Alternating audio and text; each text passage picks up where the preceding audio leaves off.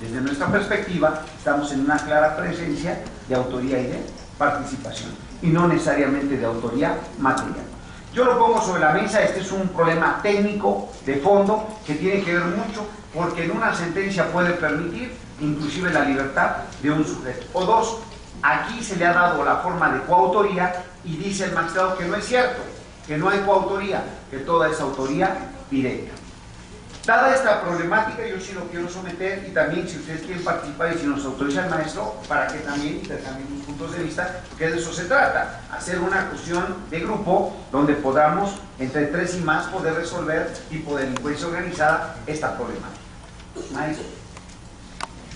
Muy bien, muchas gracias.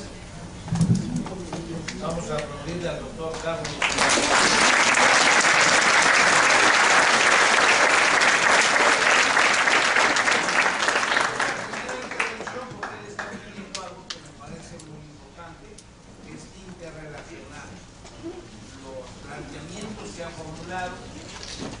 Con lo que también nos ha enseñado el maestro Gonzalo. Por supuesto, vamos a pedirle al doctor Carlos Cuenca Lardón que nos exponga sus comentarios, y debo solo de mencionar algunos datos curriculares del doctor Cuenca. Es doctor en Derecho, por supuesto, de nuestra institución, con los máximos honores. Se desempeña como docente desde hace 40 años. Ha sido defensor de oficio, director de asuntos jurídicos de esta institución en el área penal, director de responsabilidades y sanciones de la Contraloría General, igualmente director operativo de reclusorios y centros de readaptación.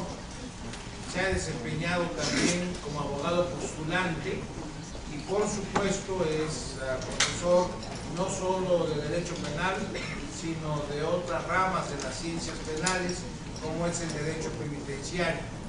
Actualmente es presidente del Colegio de Profesores de Derecho Procesal Penal, doctor honoris causa de la Universidad de la Calidad Educativa en Lima, Perú, y honorable educador iberoamericano también del Centro Iberoamericano en honor de la calidad educativa, un premio otorgado en el 2004 en Lima, Perú.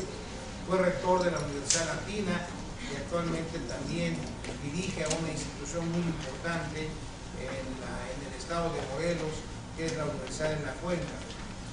Fue poseedor también de la Cátedra Extraordinaria Luis Garrido y sin duda alguna es nuestro de los más destacados docentes. Carlos, si eres tan amable, te ruego tus comentarios. Muchas gracias. Gracias.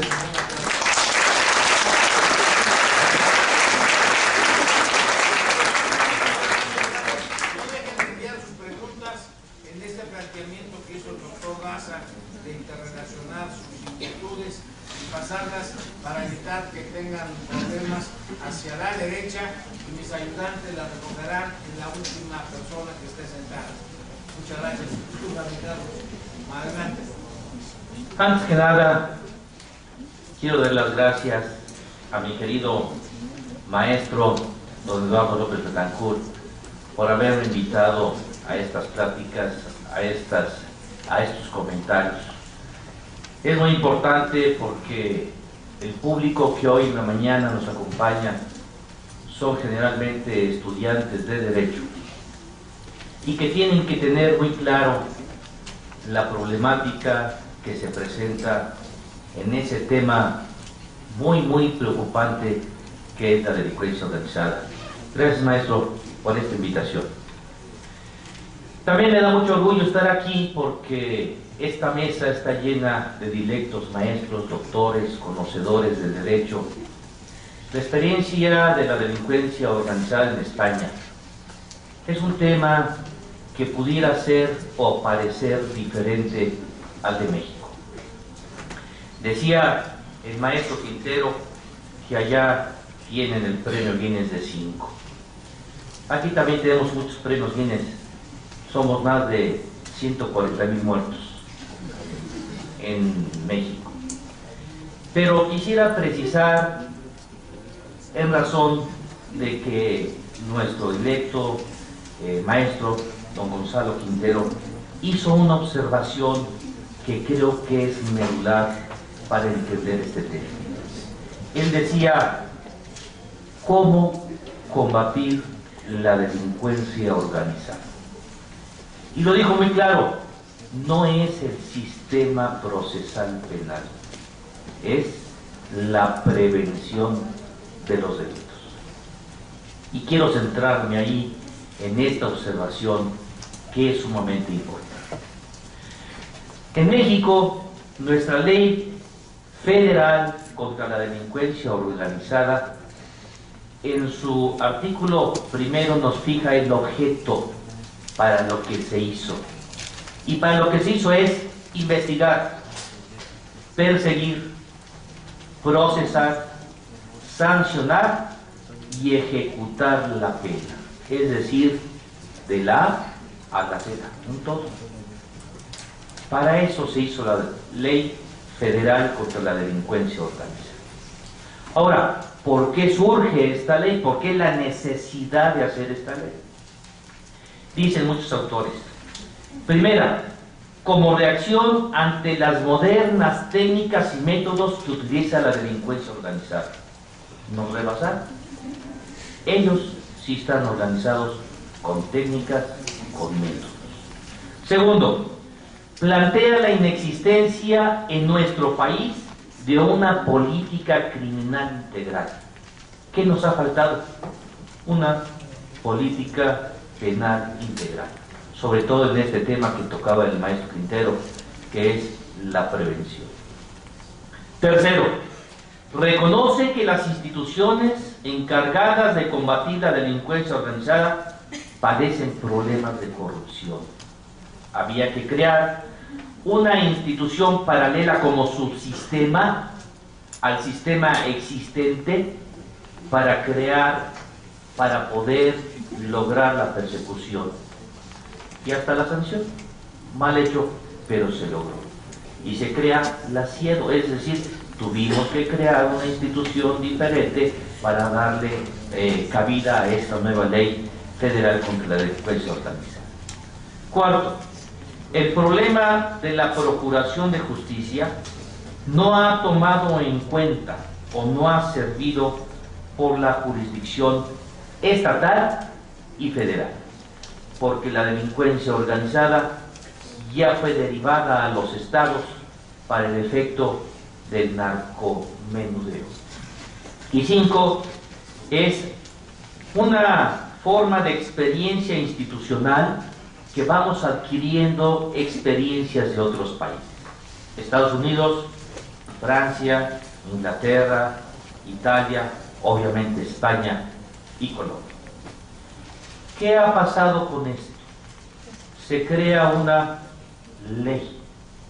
Esta ley tiene un objeto. La pregunta es, a estas alturas del análisis de esta ley federal, ¿ha logrado su objetivo? Esa es la gran pregunta que nosotros aquí en la facultad tenemos que entender y tenemos que resolver. Fíjense ustedes, problema. La ley federal de delincuencia organizada da por hecho el principio de culpabilidad. Punto. Ahí no hay duda. Quien es consignado es sentenciado. Los malos que son procesados, aquellos que han delinquido, que han roto las reglas sociales, que han envenenado al país, finalmente son premiados.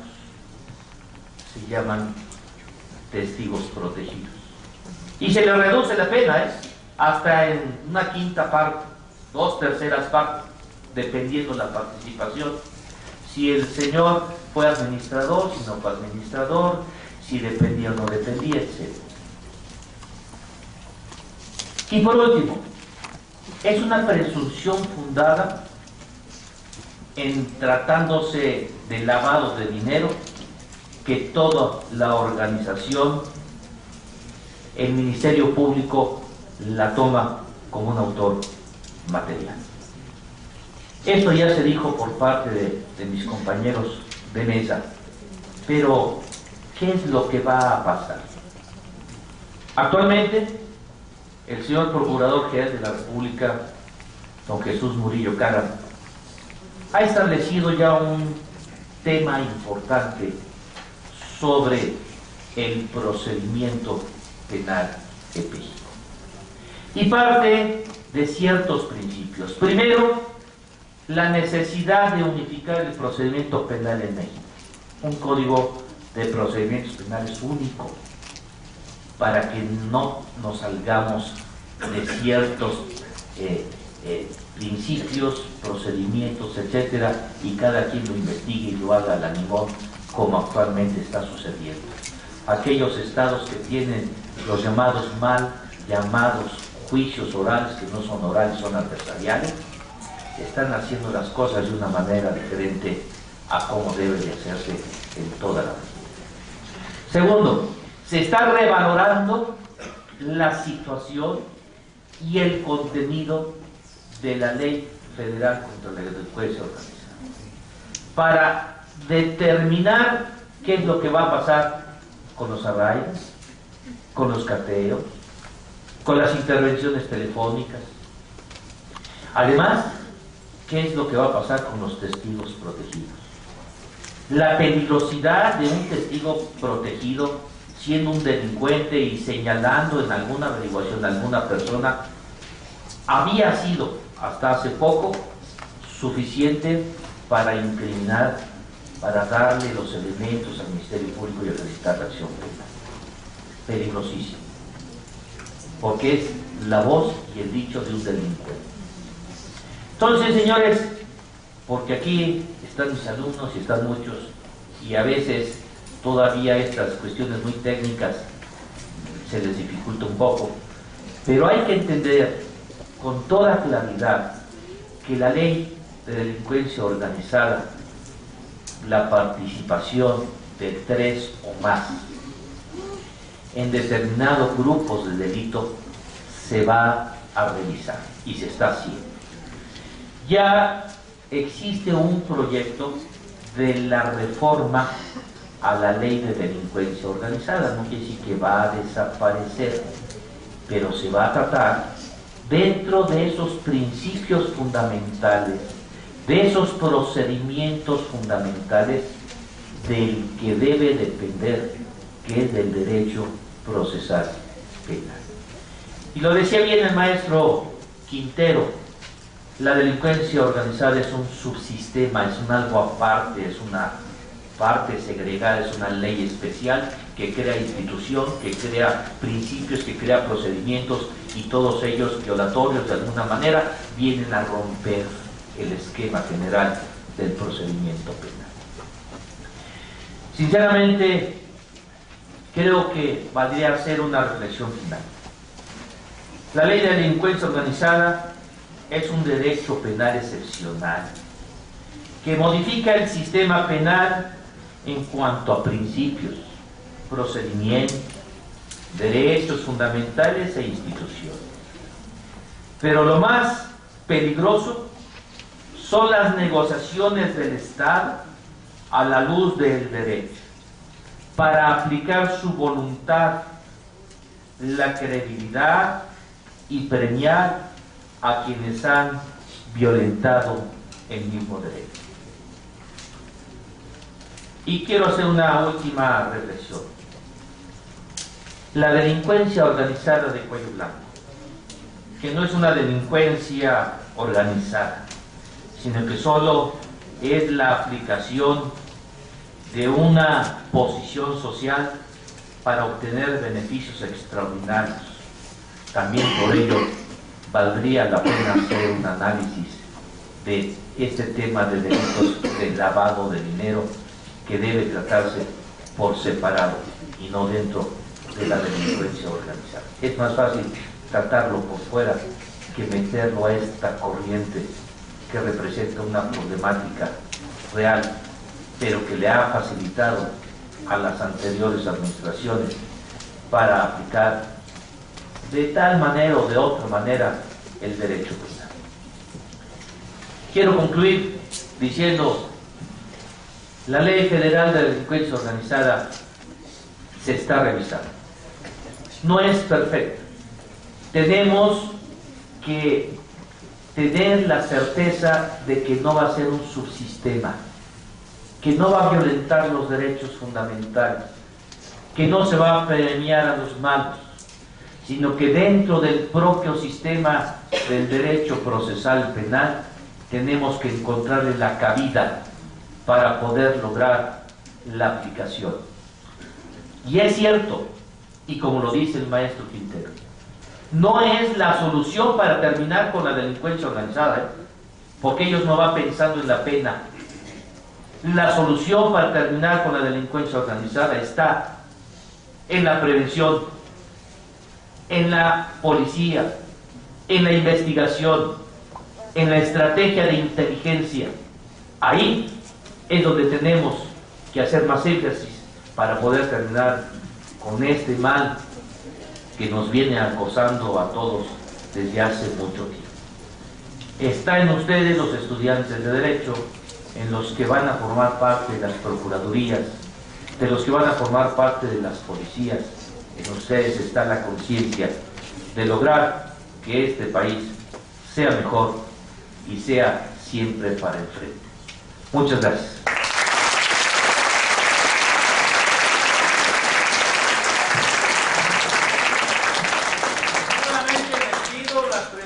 Háganlas llegar a través de mis ayudantes. Marta, están haciéndolo por ahí, sean tan amables. Chicas, alumnas mías, tengan la bondad de recoger preguntas. En tanto, sobre este tema, me ha pedido también participar el maestro Francisco Javier Álvarez García, a quien le ruego nos dé sus puntos de vista. Gracias. Buenos días, muy brevemente. Se ha hecho ya aquí alusión a ello, y muy certeramente, al problema de la responsabilidad colectiva. Es verdad que, si nos remontamos algunos siglos atrás, se contraponían dos grandes sistemas: responsabilidad colectiva, responsabilidad individual, sistema germano, sistema latino. En unos momentos, además, en los que se coincidía con planteamientos como el del particularismo jurídico, como el de la compensación entre los particulares. Bien, en un determinado momento parece que triunfa definitivamente la propuesta que parece y es, creo, mejor armada, que es esa responsabilidad individual frente al colectivo. Sin embargo, eso no ha sido un triunfo absoluto, ni un triunfo que hiciera olvidar cualquier vestigio de la responsabilidad colectiva. De hecho, en el ámbito de la responsabilidad penal internacional surgió otra vez la responsabilidad colectiva. Surgió otra vez en los tratados de Versalles, que pusieron fin a la Primera Guerra Mundial, donde se introducen algunos preceptos que vuelven a llamar a la responsabilidad colectiva. Y surgió definitivamente más tarde y con fuerza en las leyes de Nuremberg. En las leyes de Nuremberg y en las actas de acusación de Nuremberg se imputaban responsabilidad penal a colectivos enteros. Colectivos como el Alto Estado Mayor del Ejército Alemán, colectivos como las SS, como las SA, colectivos como las Waffen-SS. Es decir, se pone otra vez sobre la mesa la responsabilidad colectiva. En realidad, en el campo del derecho penal internacional, de vez en cuando da la impresión de que camina al revés, justamente, que los derechos nacionales, al menos en el tema de fundamentos, principios y garantías. Si ustedes, por ejemplo, echan una mirada al Estatuto del Tribunal Penal Internacional de Roma, de hace solo unos años, se encontrarán conculcaciones flagrantes y groseras a los principios del derecho penal liberal. Por ejemplo, en materia de pena contemplarán cómo el arco penal llega desde 0 hasta prisión perpetua. pero de la misma forma en todo lo que se refiere a las garantías derivadas del principio de legalidad, taxatividad, etc. Segundo punto, muy brevemente, al que, si me permiten, me quiero también referir. Por lo que se refiere, por lo que implica a la materia de autoría. Ha habido toda una serie de planteamientos en materia de autoría que traen sus raíces más atrás, pero tampoco es cuestión de insistir demasiado en ello, que han ido construyendo conceptos extensivos de autor que quedan al margen del derecho penal del hecho. Verdaderamente, y por lo que se refiere al derecho penal, desde luego hay que aceptar algo de entrada. No estamos vinculados por precisiones ontológicas. De ninguna manera. Esto es una corriente que en su momento empezó a andar en Europa y que ha sido mayoritariamente rechazada por la doctrina penal. En el ámbito del derecho penal hay sencillamente que partir de afirmaciones valorativas previas, de manera tal que no se debe hablar, entiendo, sencillamente de derecho penal, esta no es la cuestión, sino de un derecho penal democrático, y vincular a los principios y a las garantías del derecho penal democrático todas las instituciones penales y construirlas justamente a partir de ahí. No es cuestión de invocar, me parece, y respeto desde luego a los que mantienen otra opinión, no es cuestión de invocar un abstracto dominio derecho para, a renglón seguido, calificar determinadas conductas como de autoría. Que por otra parte hay que observar que no en pocas ocasiones, cuando los jueces acuden en sus resoluciones a ese dominio derecho, utilizan esta invocación como modo de un abracadabra que les permite luego para justificar cualquier imputación de autoría. Lo que entiendo no es ni mucho menos aceptable. En materia de autoría tenemos que atender a las teorías del tipo y ver si el sujeto ha realizado o no ha llevado a cabo o no los ha llevado a cabo los elementos típicos. Solamente en ese caso entiendo que podemos hablar de autoría. Cualquier otro planteamiento creo que queda fuera de un moderno derecho penal democrático. Gracias.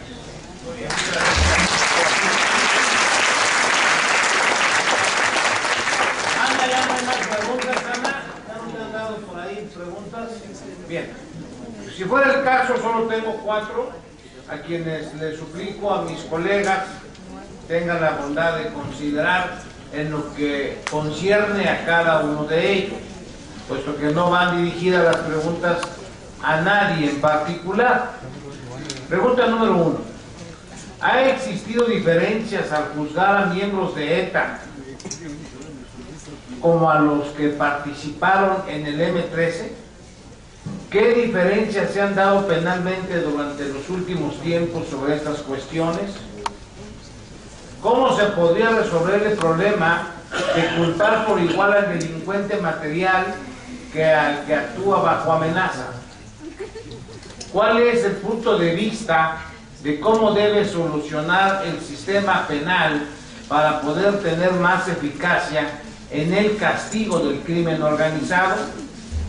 ¿Qué soluciones se proponen para prohibir la pornografía, la misma que va incrementándose cada día más? Estas serían las preguntas que tengo hasta este momento. Gonzalo, si quieres contestar alguna, por favor.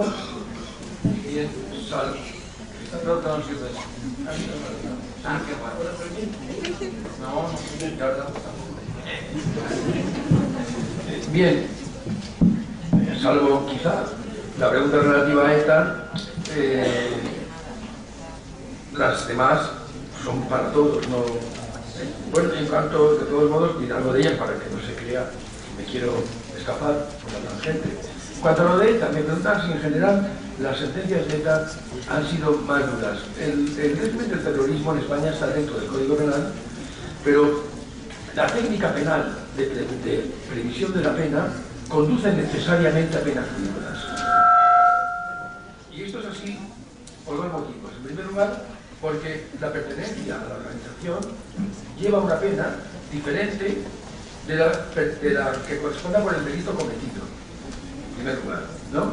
Lo cual hace que necesariamente a cualquier delito, lesión, amenaza, etcétera, le pueden añadir entre 6 y 10 años más por pertenecer a la organización, dependiendo del nivel en que haya estado. Pero es que además de eso, España, en un momento determinado, se planteó un problema que es muy común a todos los fenómenos de delincuencia organizada, que es el calor ciudadano en determinadas zonas. Cuando ustedes van a Sicilia, no pretendan que un siciliano les cuente demasiadas cosas. No contar nada. Entonces, hay algo de... ¿Quiere decir complicidad? ¿Es miedo? ¿Es comprensión? ¿Es... qué sé yo? No es nada de todo eso y un poquito de todo. Claro, en España se decidió, como en el mundo vasco, en aquel territorio, se encontraban muchas situaciones en que efectivamente ni pertenecían a ETA, ni nada por el estilo, pero bueno, veían con cierta simpatía, y que si en un momento determinado unos individuos de ETA andaban escapando de la policía, bueno, no me importa dejarles cenar en casa y quedarse a dormir un rato, que sigan. Actos que, en relación con la delincuencia normal, habrían entrado en la categoría de complicidad no necesaria por debajo de actos neutros, se elevaban a la categoría de cooperación con banda armada, que era algo distinto de la complicidad. España mantuvo eso, y lo mantuvo hasta que algunos estados europeos dijeron: mire, cuando ustedes me pidan la extradición de un sujeto, la piden diciendo que es autor de un delito o cómplice de un delito. Pero esto de cooperador es una categoría que nosotros no tenemos, y como no la tenemos, no se lo voy a extraditar. Por lo tanto, penalidad no solamente por el salto de pertenencia a la organización, sino por la extensión de la imputación de la autoría y la extensión, la ampliación de las formas de participación. La respuesta es: el delito de asesinato cometido por un etarra es más grave que el delito de asesinato cometido por otra persona. Sí. ¿Mi criterio, eso tiene sentido? No. Eso es mi opinión. Y creo que la de mi compañero, el profesor Álvaro. En cuanto a las otras preguntas, del delincuente que tiene que hacer así porque obra bajo amenaza, pues eso es verdad que puede ser parte del reclutamiento forzoso en organizaciones criminales, pero creo que el derecho penal tiene instrumentos suficientes para valorar lo que es la coacción de la voluntad. En cuanto a cómo va a evolucionar el derecho penal mejor, no estamos hablando, ninguno de los que hemos intervenido, de que el derecho penal sea un remedio mágico para acabar con los problemas, sino únicamente que pedimos que evolucione sin destrozar la cristalería que nos está tratando de construir. Eso es todo. ¿Por qué? Porque cuando se eliminan garantías para unos cuantos, se acaban eliminando para todos. Lo que se extiende es el mal derecho, nunca el mal derecho. Es un fenómeno comprobado en todas las épocas y en todos los lugares. Y en cuanto a cómo luchar contra la pornografía infantil, sería objeto de otros sitios, porque ahí nos metemos en el terrible terreno de la cibercriminalidad, la competencia jurisdiccional sobre la red, el espacio, el ciberespacio, el control de los portales, en fin. Me siento incapaz de resumir cuántos problemas aparecen ahí, pero sí de reconocer que el ciberespacio es la gran revolución, no solo en pornografía infantil, en blanqueo de dinero y en cosas, tanta cantidad de cosas que tenemos como retos en la actualidad. Pero bueno, insisto que esto es algo, que esto es algo en lo que todos podemos tener nuestras ideas. Adelante, doctor Carlos. Yo creo que completando un poco la idea, para mí, cuando se crea la ley contra la delincuencia organizada, simplemente es el resultado de la ineficacia de un Estado. Es decir, el Estado no puede combatir a la delincuencia y entonces crea esta ley excepcional. Esta ley excepcional que lleva mucha ventaja porque basta y sobra con un testigo protegido para meter 40 agentes a la cárcel. Ahora ya se ha reglamentado cuál debe ser esa declaración con ciertos requisitos, pero sigue siendo una cuestión de que un testigo protegido, y ya lo decía el doctor Carlos Cuenca, que es un delincuente que pertenece a este grupo y que para favorecerse dice lo que quiera la autoridad, y con esto puede imputar a ustedes a nosotros o a cualquier gente e involucrarlo. Basta y sobra con que lo señale, que él, el señor fulano tal, tenía tal actuación. Entonces, este tipo de leyes lo que hace es conculcar garantías desde mi perspectiva, porque invade una esfera donde la simple imputación de un testigo puede involucrar a quien quiera dentro de la delincuencia organizada. Ahí tienen ustedes lo que acaba de suceder con los militares. En una época electoral se detuvieron a 3 militares, se les imputa un hecho, después viene otra administración y dice, la propia Procuraduría de la República se desiste y dice, es que este testigo no se corroboró su hecho. Y con esto van a obtener su libertad de estas personas. Entonces el testigo protegido y la sociedad, y desde luego todos los que pertenecemos a esta sociedad, quedamos desilusionados de cómo se está utilizando la ley contra la delincuencia organizada para ciertos factores, no nada más, fíjense bien, no nada más de índole delincuencial, sino hasta también político dentro de un sistema. Es decir, el derecho penal, que era la última ratio, ahora en el derecho penal mexicano es prima ratio para cuestiones de otra índole que no necesariamente son de delincuencia. Muchas gracias. Fíjense que en lo personal, y aprovechando el talento que hay en esta mesa, me gustaría a mis colegas pedirles una reflexión sobre un tema que nos inquieta mucho. De pronto llega al mundo del derecho una teoría, un punto de vista que divide al mundo del derecho. Porque se puede estar de acuerdo o en contra de Günther Jacobs. Lo cierto es que ahí está y es un referente teórico. Sin duda, escuché ayer con atención el punto de vista del maestro Ángel. Pero, Gonzalo, cuando se habla de subsistema, maestro Daza, cuando usted está en Sevilla platicando con nuestros colegas, cuando aquí mismo en nuestro país, doctor Cuenca, maestro Polanco, aparecen varios autores, entre ellos discípulos nuestros, interesados en el derecho penal del enemigo. Y yo siento que para algunos constituye un tema interesante y hay quien se deja seducir, Javier, por él.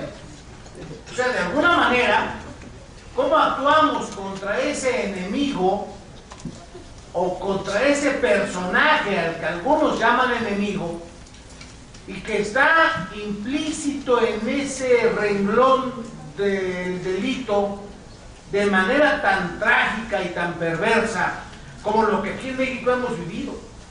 ¿Cómo debemos tratar al que dirige una banda o un cártel? Cuando se habla, Gonzalo, de un subsistema, ¿lo debemos confundir con lo que nos llama Günther Jacobs enemigo social? ¿Lo debemos considerar en las mismas condiciones? En fin, no hay sino una serie de inquietudes que no se trata de atentar contra el legítimo derecho de opinar. Me consta cómo Jacobs ha tenido una presencia importante en varios ámbitos de Sudamérica. Aquí mismo, en este lugar, nos permitimos traer a Günther Jacobs y siento que sedujo a varios estudiosos que han escrito sobre este tema en nuestro país, de tal manera que, aprovechando su presencia y este espacio, Gonzalo, Javier, Carlos, doctor Polanco, Carlos Daza, me gustaría escucharles si son tan amables. Bien, vamos a ver. Respetando, por supuesto, cualquier opinión discrepante, etcétera, etcétera, etcétera. Diré del modo más telegráfico que pueda lo que pienso de Günther Jacobs. En primer lugar, su teoría del derecho penal del enemigo no es un subsistema, sino es otra manera de entender el derecho penal. Dentro del mismo derecho penal, una manera de verlo, aplicarlo y una velocidad para aplicarlo distinta para determinados sujetos que para otros, pero no es un subsistema. es algo generalizado para todo el derecho penal. En segundo lugar, el profesor Jacobs es un discípulo de Hans Kelsen, por lo tanto se formó en el justnaturalismo, y él aparece en un principio como justnaturalismo, y su primera imagen fue la de hiperfinalista, es decir, que consideraba la voluntad y la personalidad del sujeto como algo que tenía que colocarse por encima del derecho positivo. O sea, él inicia su andadura hacia el autoritarismo más brutal, la comienza desde la filosofía justnaturalista. Andando el tiempo, él, lo que su maestro había dicho tantas veces, que la naturaleza de las cosas ha de imponer el contenido que debe de tener el derecho penal, Jacobs esto lo lleva a las últimas consecuencias. Si eso es así, la naturaleza de cómo ve la población sana, la población que paga sus impuestos, la población educada, de cómo ve a los delincuentes, eso también debe de trasladarse al derecho penal. Naturalmente, cuando los juristas nacionalsocialistas, Damm, Schaffstein, Zimmer, todos aquellos caballeros que decían que el derecho penal liberal, el derecho penal del derecho y de la culpabilidad, era una colosal mentira fundida por la burguesía liberal, para, con la ayuda por supuesto además de judíos, católicos, etc., para crear una coraza de protección de los malos frente a los buenos, de los delincuentes frente al sano sentimiento del pueblo alemán. Cuando decía aquello, evidentemente el profesor Jacobs, que alguien le ha dicho eso alguna vez, no, yo no me confunda usted, porque mi maestro incluso parece que persiguió por los nazis. Sí, que si su maestro saliera de la tumba, le diría que lo que ustedes están diciendo acerca de la naturaleza de las cosas como materia previa al derecho, lo ha trasladado a la naturaleza de la imagen del delincuente como materia que debe de determinar cómo se interpreta el derecho. Bien es cierto que en la historia de la evolución de las ideas filosóficas de la aplicación del derecho hubo ya un precedente con la escuela alternativa del derecho, movimientos alternativistas que en un momento determinado, llenos de una ingenuidad absoluta, decían, bueno, la civilización ha avanzado tanto que ningún tribunal al que se le deje libertad para acusar, no acusar, condenar, interpretar, si miramos los principios estos de prohibir la interpretación extensiva, etc., seguro que irá bien y harán interpretaciones adecuadas al bien. Muy pronto aquellos alternativistas, con Pietro Barcelona y todos aquellos a la cabeza, se echaron atrás porque vieron que las leyes que se creaban en Italia en lucha contra la criminalidad organizada laminaban, trituraban todas las garantías y dijeron, no, preferimos volver a las garantías tradicionales. Por lo tanto, el desengaño, nuestro admiradísimo Pedro Dorado Montero, de todos conocidos, don Pedro decía, el pobre, escribía al pobre poco antes de que le echaran de la cátedra, lo enterraran en la fosa común, lo insultaran, lo escupieran y todo eso, decía que el mundo había llegado a tal grado de sensibilidad y civilización, pobrecito, que realmente no hacía falta poner límites legales a la duración de las penas, porque había que ir el derecho protector de los criminales. O sea, desengañados ha habido muchos, desengañados que han creído que había algo mejor que el derecho penal liberal, pero efectivamente el planteamiento jacobsiano no es algo mejor, es el mismo derecho penal liberal, pero lo voy a aplicar de manera diferente, como él decía en uno de sus artículos, decía, vamos a ver, si el acusado estaba loco o borracho, no. ¿Vota igual que yo? Sí. Pues si vota igual que yo y estaba sin locura ni borrachera, es culpable. Ahora nos vamos a olvidar ya de la exigibilidad de conducta distinta, etc. Es culpable, debe de ser condenado, nos ha decepcionado. Naturalmente, ese razonamiento le resulta más fácil si el acusado es turco, por supuesto. Si es inmigrante en Alemania es mucho más sencillo. Por lo tanto, yo respeto a todos los que admiran la contundencia del razonamiento de Jacobs, que tiene cierta imagen de flautista de Amelín, cuando empieza a decir esas cosas, de que no es posible que se trate que es igual un criminal profesional, un violador profesional, un asesino en serie, no puede ser igual que el hombre honrado que se levanta cada día a las 3 de la mañana para ganar el sustento. No es posible que la culpabilidad sea igual para los dos, dice él. Y dicen los juristas, es verdad, mire, los romanos, que algo de derecho sabían, se inventaron el concepto de buen padre de familia para poder describir cuál era el modo correcto de cumplir con las obligaciones. Nadie sabía quién era el buen padre de familia romano, pero era un modo de entenderse. Y cuando en la teoría de la culpabilidad creada por la filosofía valorativa, en los años 10, 15, 20, se dice, es culpable que se comporta de una manera como otro hombre no lo había hecho. Y bueno, es que ese hombre medio no es nunca el que está en el banquillo. Ese no es el hombre medio, sí, pero es mi parámetro de comparación con un ciudadano normal, no con un ciudadano denigrado, que es lo que pretende Jacob. Por lo tanto, lo peor que le pasa a Jacob es que en Alemania, en su tierra, no lo respeta nadie. Nadie. En Italia, nadie. En Francia ni le conocen. En Escandinavia no saben quién es. En Inglaterra lo más que te preguntan es, Jacob será judío, ¿no? Y en cambio, el hombre, a sus ya muchísimos años, pues ha visto de pronto tener gran éxito en algunos países de Latinoamérica. Y bueno, pues no le vamos a quitar la alegría al viejo, ¿no? Pero la verdad yo creo que es un hombre profundamente dañino. Gracias, Gonzalo.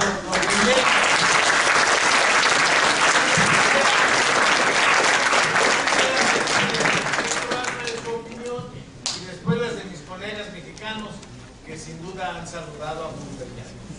Y que de alguna manera la contundencia de Gonzalo hace que se lave uno las manos. Adelante, por favor, Javier. Miren, las construcciones jurídicas están preñadas de ideología. O sea, no se puede pretender que se construye en un ámbito de neutralidad y al margen absoluto de decisiones previas como, antes me refería a ello, decisiones previas sobre derechos, sobre libertades, etc. Cuando a ustedes les hablan del concepto subjetivo de autoría, desarrollado fundamentalmente, no solo, pero fundamentalmente por Maura, no es inconveniente, por ejemplo, añadir que Maura participó como traductor con las tropas de tareas alemanas de la Wehrmacht en el frente del Este, en Rusia, durante la Segunda Guerra Mundial, y fue testigo, al menos, de buena parte de lo que se hizo allí. Naturalmente, cuando se construye a continuación ese concepto subjetivo de autoría, se coloca uno al margen por una previa decisión psicológica y se aparta uno de la concreta realización de hechos. Cuando en el año 33 Carl Schmitt publica un libro sobre las 3 formas de pensamiento jurídico-político, cuando Karl Ranes publica un artículo que se llamaba El sentido de la pena, por cierto, curiosamente ya pocos años después saca una pequeña monografía que se llama exactamente así, realizan el siguiente planteamiento. Miren ustedes, el sano sentimiento popular, que es el que ilustra y el que da principio a las construcciones jurídicas, nos permite en un determinado momento diferenciar entre los que pertenecen a la forma a la comunidad del pueblo y a los que son extraños a esa comunidad del pueblo. A los que son extraños a esa comunidad del pueblo, nosotros les aplicaremos, decían, principios penales y procesales que no son los propios de los integrantes de esa comunidad del pueblo. Por ejemplo, pequeños principios como la no publicidad en los juicios, la falta de control, en definitiva, de lo que se puede y no se puede hacer. Bueno, ese planteamiento es el que se ha extraditado posteriormente por algunos teóricos, entre otros Jacob y su escuela. Creo que se parte ahí de un principio que es absolutamente extraño a lo que heredamos de la revolución liberal. Miren, todos somos iguales. también los delincuentes son iguales en derechos que nosotros y en libertades. Cualquier planteamiento que huya de este principio, a mí me parece que es un planteamiento absolutamente rechazable en un moderno derecho penal. Muchas gracias.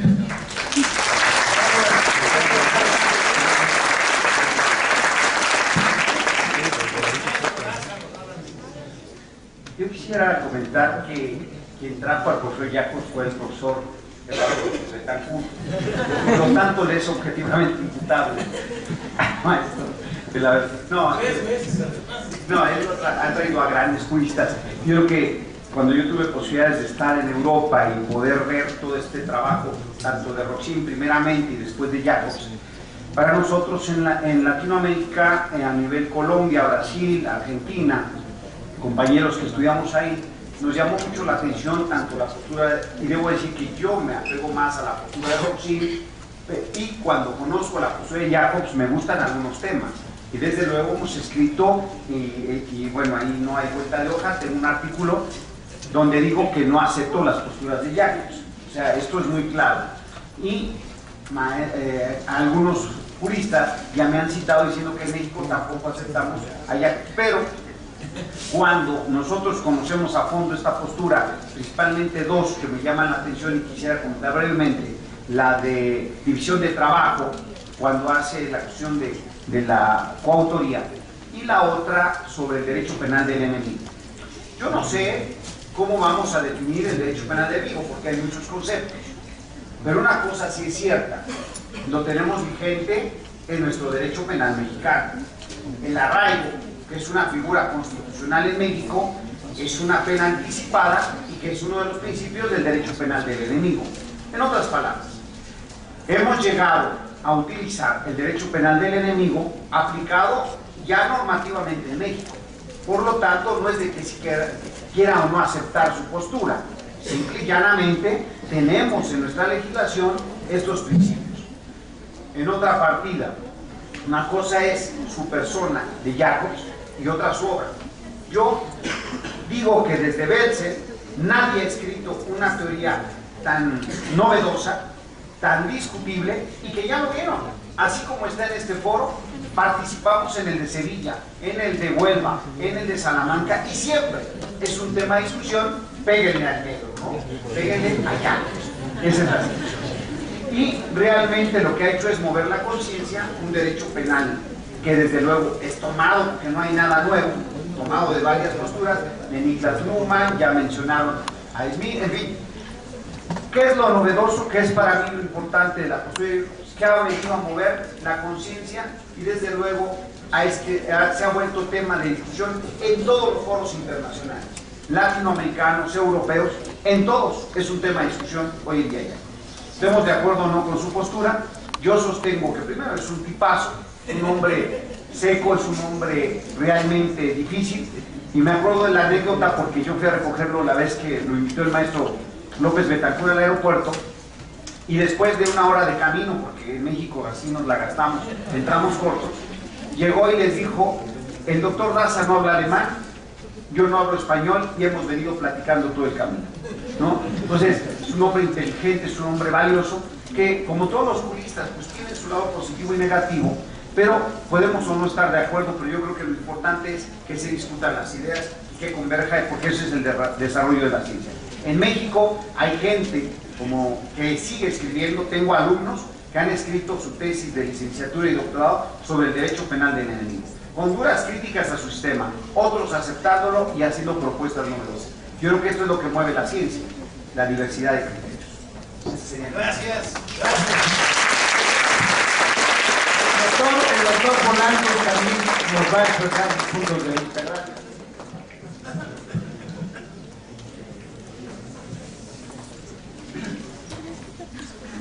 Con el permiso del auditorio, presidium.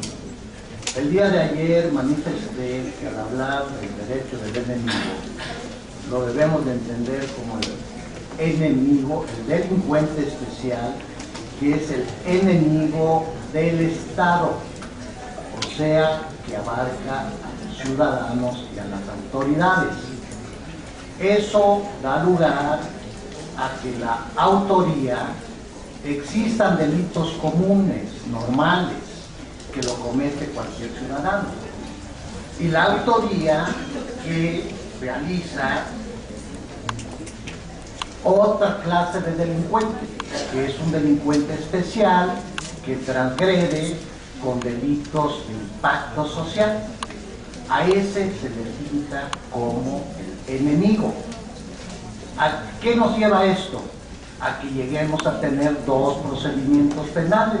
El procedimiento penal enfocado al ciudadano, al delincuente común, y el procedimiento especial para la delincuencia organizada. Gracias.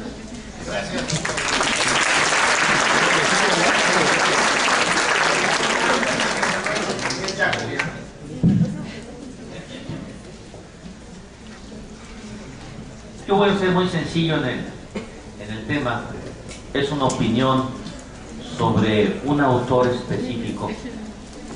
Yo quiero decirles a todos, dentro del derecho penal existen dos partes fundamentales: la parte sustantiva y la parte adjetiva. En la parte sustantiva vive Jacobs y todas las teorías que pudieran existir.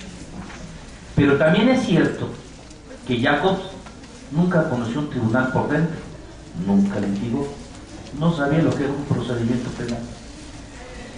El proceso penal tiene una gran diferencia con la parte sustantiva.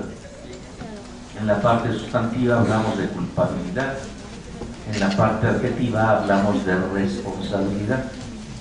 En la parte sustantiva analizamos los elementos del delito, en la parte adjetiva analizamos los elementos del tipo. Todos son temas totalmente diferentes. Yo quisiera simplemente a nivel de opinión decir y reiterar lo que decía Carlos Daza.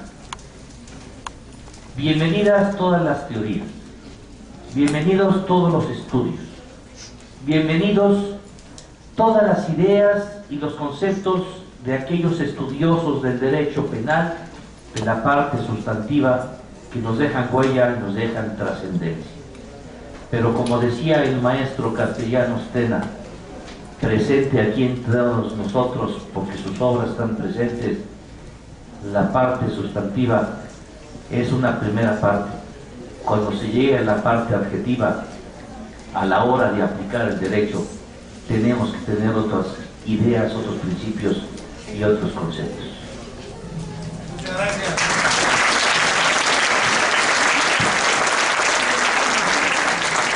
Para cerrar este capítulo, sugiero a mis alumnos y por supuesto a todos en general, hay dos obras de Günther Jacobs, una en coautoría conmigo en Editorial Porrúa, de lo cual por supuesto me responsabilizo, como ya me culpó el doctor Daza, de mi relación con Günther Jacobs, pero realmente vale la pena profundizar en estos temas y para mí fue muy importante escuchar criterios tan relevantes de mis colegas.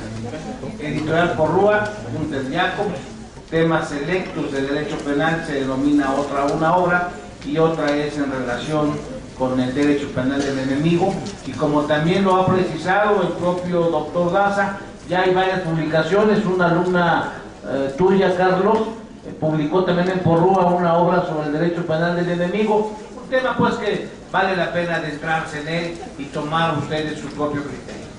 Voy a, por desgracia el tiempo no es nuestro mejor aliado, que en verdad tan relevante ha sido este simposio, una asistencia nutrida, con una participación activa, y es algo que estimula mucho, no es cotidiano estos foros. Gracias, nunca habrá palabras para reconocerles su empeño. Tenemos varias preguntas, pero ya el tiempo no nos ayuda. Tendremos una próxima y final conferencia sobre un tema muy especial que se refiere a la trata de personas, de tal manera que en obsequio a quienes han hecho las preguntas, Gonzalo, las voy a leer en su totalidad, doctor Daza, doctor Cuenca, para que ustedes me hagan favor de hacer un breve resumen si les parece bien, de 3 minutos para concluir con esta actividad de la mañana. Son varias preguntas, algunas vienen en mini papeles, no es fácil leerlo, más aún a una edad madura, pero voy a hacer un intento porque les paso hojas grandes y me mandan pequeñitas, ¿verdad? Para que, así como boletos de tren o algo parecido. Dice para el doctor Francisco Javier Álvarez, ¿cómo lograr esa prevención de la delincuencia organizada? Una genérica, ¿cómo aplicaremos la prevención del delito en nuestra sociedad mexicana? ¿Qué tanto pesa o qué reacción tiene la acusación de un testigo protegido? ¿Cómo responde el derecho penal ante las dictaduras militares? Entre paréntesis ponen Cuba en el marco de los derechos humanos. Una también así mini pregunta, pero la letra es lo más interesante que voy a probar. Si mi oftalmólogo es capaz de haberme puesto buenos lentes de contacto, ayúdame. La voluntad al realizar actos ilícitos. Muchas gracias, Gonzalo. Voy a aprovechar el doctor Carlos Cuenca menciona que los juicios orales eran mal llamados de esta forma. ¿A qué se refiere o por qué son adversariales? ¿Qué recomendarían ustedes en cuanto a la participación de la delincuencia organizada en el ciberespacio? ¿Qué se podría hacer o implementar? ¿Estamos listos para una legislación sobre Internet? Esto va dirigido al doctor Cuenca, al doctor Daza y al doctor Quintero. ¿Han existido diferencias a juzgar a miembros de... Bueno, esto ya lo comentamos. Bien, muchas gracias, Gonzalo. Si nos das un resumen, por favor. Bueno, no pretenderé entrar en todos los territorios, pero buena parte de las preguntas son claramente para la política mexicana. En cuanto a, dijo una sola, la delincuencia organizada y el ciberespacio, ¿no? Claro, el problema está en una solución que se ha planteado en doctrina sobre cómo ha de funcionar el ciberespacio, elevándolo a delito de foro universal, es decir, que pueden conocer todos los tribunales del planeta como si se tratase del genocidio. Entonces, claro, considerar que, por ejemplo, una amenaza vertida en el ciberespacio es tan grave a efectos de competencia como eso, yo creo que es exagerado. En segundo lugar, el problema de determinación de la competencia es, para mí, el más grave. Las leyes penales podrán ser las que se quieran en cada estado, pero realmente el que pueda demostrar que en la red se ha producido un hecho determinado y lo hace ante un tribunal de un estado donde esa red se puede captar, cosa que no es tan habitual, como ustedes saben, hay estados, por ejemplo Irán, que tiene conectado el acceso a Internet, por lo tanto no se puede saber lo que está en la red, pues entonces sería necesario reconocer la competencia. El problema es que hay una ideología filosófica muy avanzada que determinados son los que creen en la República Libre del Ciberespacio, que dicen que no pertenece a ningún Estado. Y el otro problema es que la llave maestra para cerrar la tienen los que dominan los dominios, la TPW, etcétera, que son todos norteamericanos. Por lo tanto, que puede en un momento determinado anular la presencia de quien quieran, ¿no? Desde ese punto de vista es una lucha difícil y desigual por cómo está organizado. Gracias.